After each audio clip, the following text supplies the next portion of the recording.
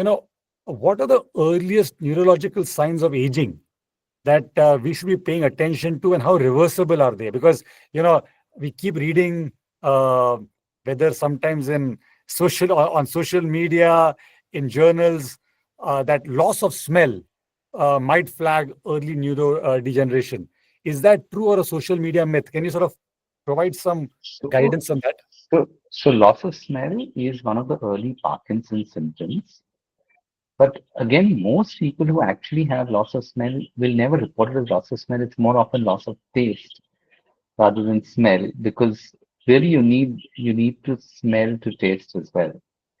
So having said that, I mean, everybody with loss of smell is not going to get Parkinson.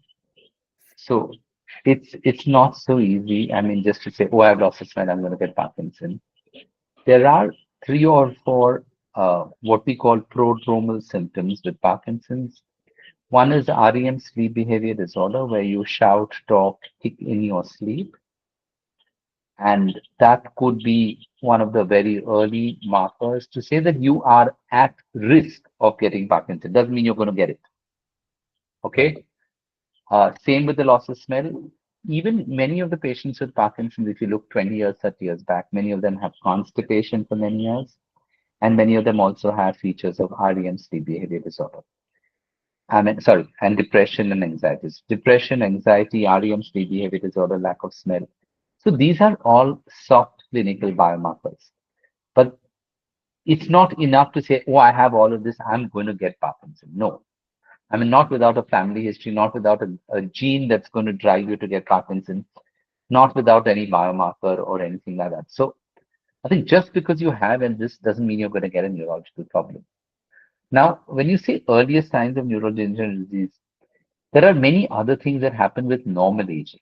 So, what is normal aging? You get a very subtle slowness of gait, which you might see in the people in their 90s. Many of the people after a certain age will have hearing impairment, visual impairment, and in them, there is a lack of sensory input. Even their nerves start to die back. You get peripheral neuropathy.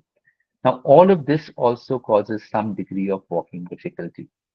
But mind you, these changes are very subtle. The problem actually occurs when people attribute everything to aging. Hmm. Like half my patients will tell me, "Oh, Dad's been forgetting for 4 or 5 years, but we all thought it was just age. He's got 75 now. He's going to forget." No, nobody really forgets.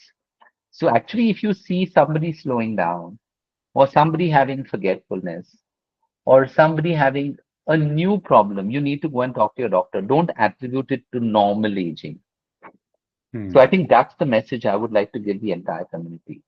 Because a lot of things get brushed on the carpet saying, oh my, got old. It's okay. It Right. doesn't happen. So whatever changes of aging are very subtle. I mean, those are detectable more on research tools rather than appreciable to a relative or a caregiver or a son or a daughter. Hmm.